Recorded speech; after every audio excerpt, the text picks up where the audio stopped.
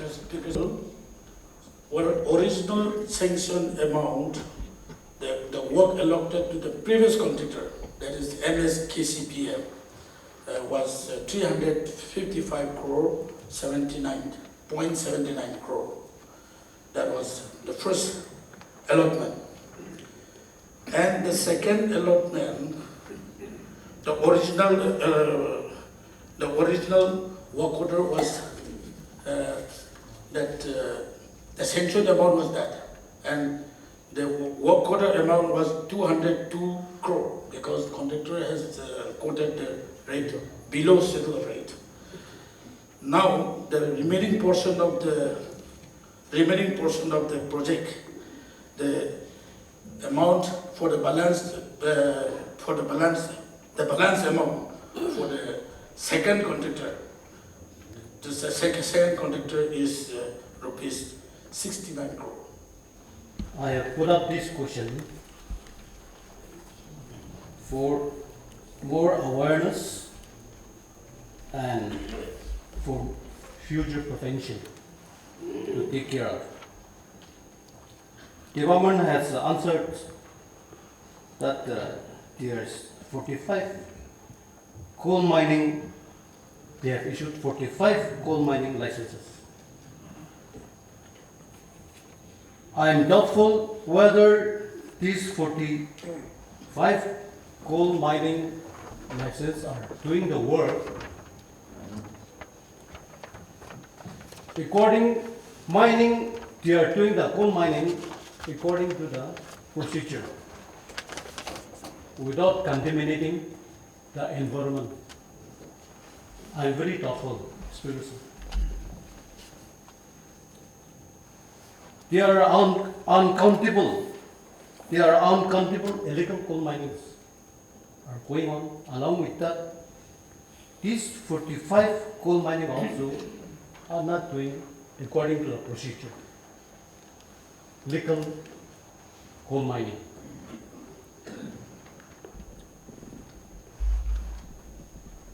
They are unscientific illegal coal mining,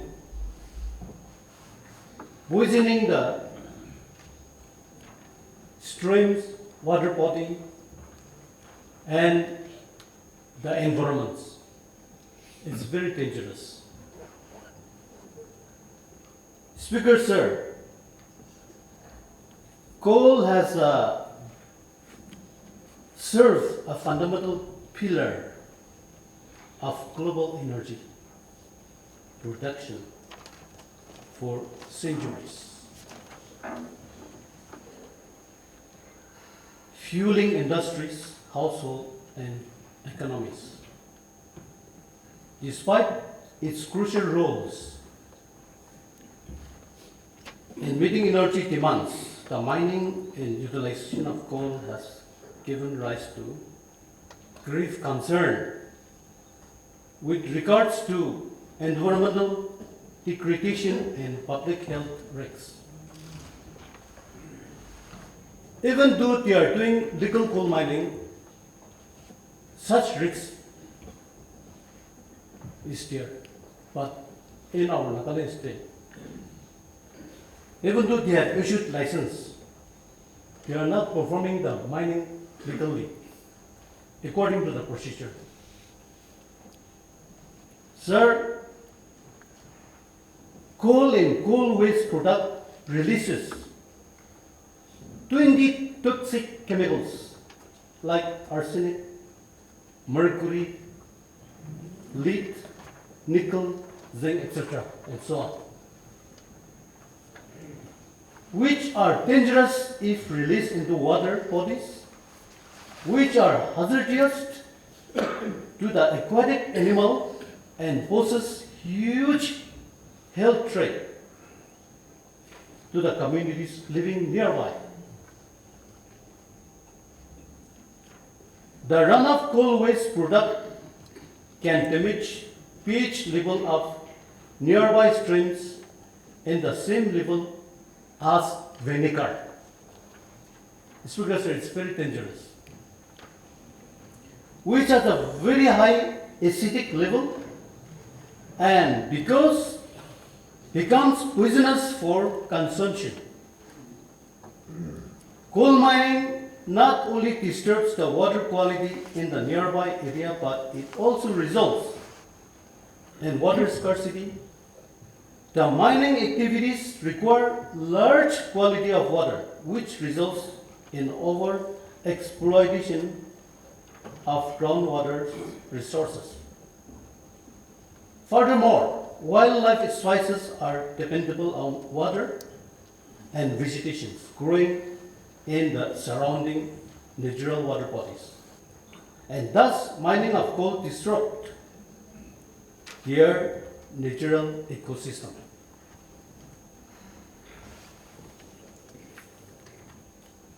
Speaker, sir,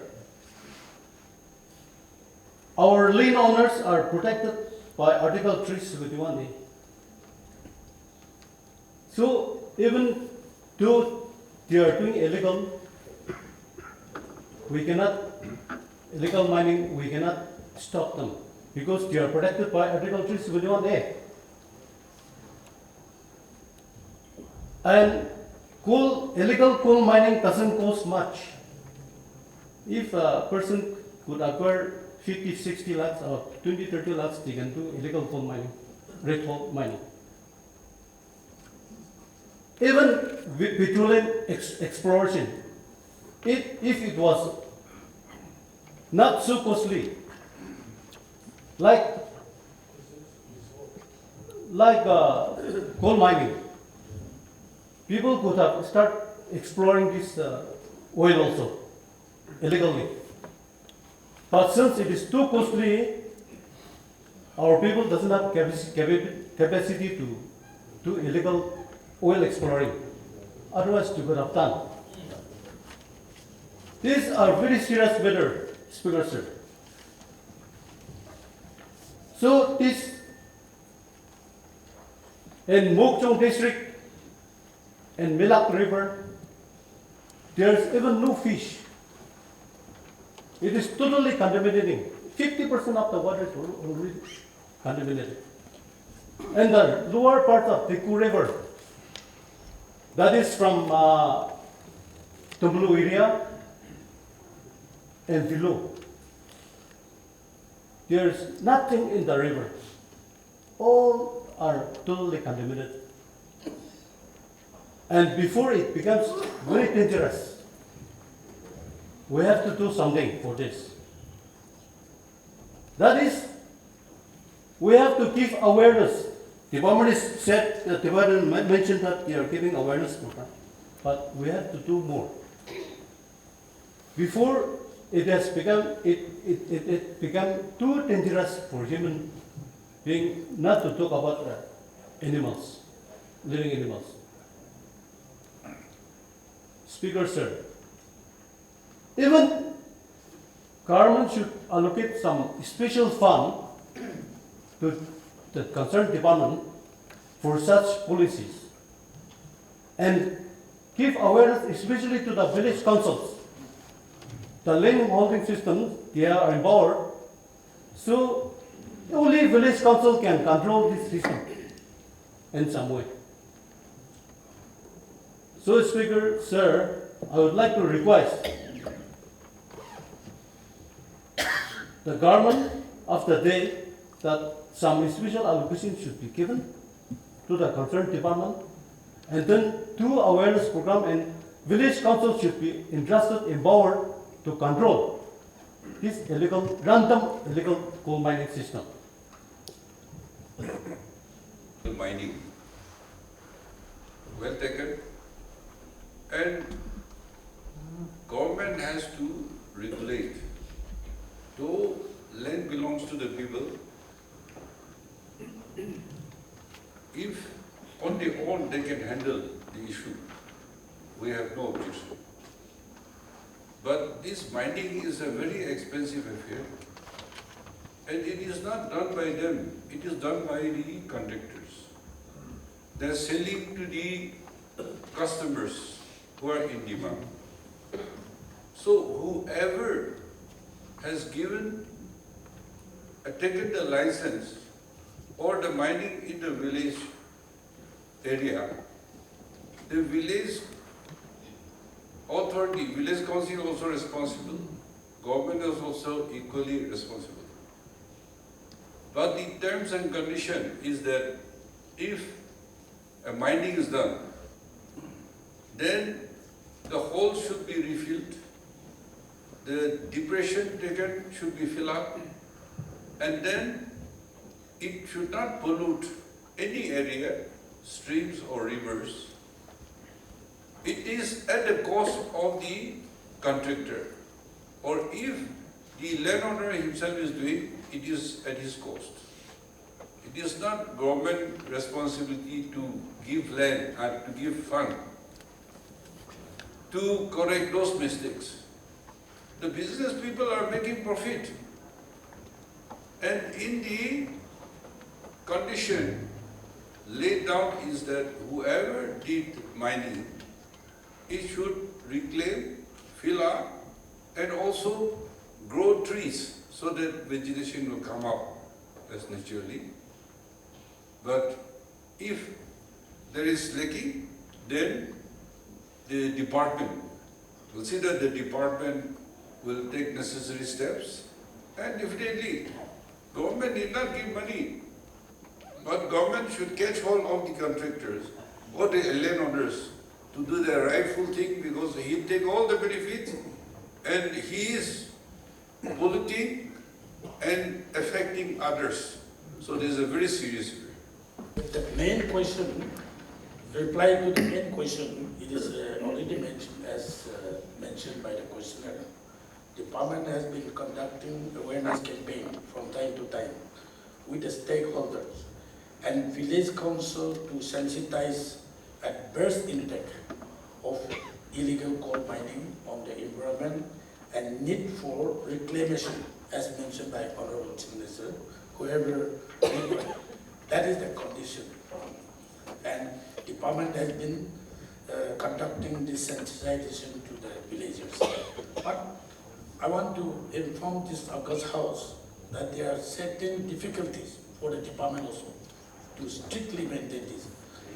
The unique land holding system in Nagaland had vested sole right to the people, and any individual or community of the village have the liberty to utilize their land and its resource according to Article 371A.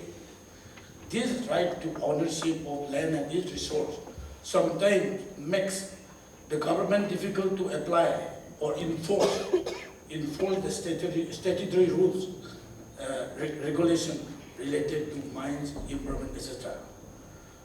Yes, we fully agree that, as mentioned by the questioner, small-scale illegal mining activities were reported from remote areas and villages in the coal-bearing district of Nagaland. However, it makes the department difficult to be accounted due to the existing land holding right of the people and various other reasons. So here, elected members from coal-bearing areas should also involve ourselves and try to educate our people, not to create health hazard by mining of this coal. It may be pertinent to mention that many of the rural people living in the coal-bearing region depends their livelihood on coal mines and cannot rule out illegal mining. These are the practical problem on the ground. So we need to streamline and we need to educate our people. But one thing, we should be clear that coal cannot be transported outside the state by none other than a coal mining license holder. They can take out from their own land, from their kitty or anywhere, and they can sell it to the license holder, but they cannot transport outside the state, as per the Nagaland coal mining policy. So, going outside the state, no one can transport without transit pass, transit permit. But locally organizing and individuals, extracting coal from their own land, it becomes very difficult. So we need to streamline the system with the cooperation of elected members from coal-bearing areas. This is something, of course, precisely it is not my subject, but the Department of Soil and Water Conservation has prepared a pilot project submitted to the state level sanctioning committee for further transmission to the Ministry of Jal Shakti, where mine spoiled area to be rejuvenated by application of certain microbes through which this mine spoiled area to be rejuvenated, refertiled, and then use it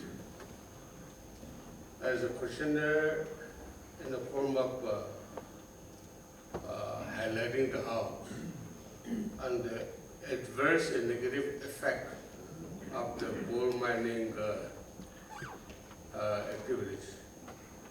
We are responding to the occasion, and then the project has been, as per the recommendation of the state level sanctioning committee, the project has been approved by the ministry recently, and then we are waiting for the completion of the necessary code formalities. And if it is that, the government is looking for implementation of this project in the form of a pilot project, which appeared to be the first in India, this project. If it is successful here in the Nagaland state, it is almost in the 8th location of the state. If it is successful in Nagaland, then the government of India is also thinking to implement such project across the India. That is the layout of the scope, and for the questionnaire or a highlighter, and then the responding to the questionnaire. Honorable Chief Minister and the Honorable Chief Minister has also clearly stated the negative impact on our health and the ecosystem. Looking at all this aspect, the government has prepared this for pilot project, and it is already. The question, because I also raised some questions on this coal mining, but my question has been posted on the 1st of March, so I will dwell more in detail only on the 1st of March. My question is on the tourism department. I'm happy that the answer is in a very positive note. My question was very simple, whether the Hornbill Festival aids to any revenue in the state exchequer. The answer is yes. Well, there is both for and against on this Hornbill Festival. As we all know, Newton third law of motion. For every action, there is equal and opposite reaction. So therefore, there is an argument that whether the Hornbill Festival should go on, should be lessen the days, or should be even make longer. But whatever the case, the government cannot listen to all the critics. They talk may park, but the caravan has to move on. The answer to the question was very interesting. We have spent about 5.50 CR in the 2023 edition of the Hornbill Festival. And there was no liability. I was asking whether there's any liability. In fact, there is an added amount of 17 lakhs 11,980 rupees of amount added to the state exchequer, which is a profit rather than a liability. But I actually asked in terms of percentage how much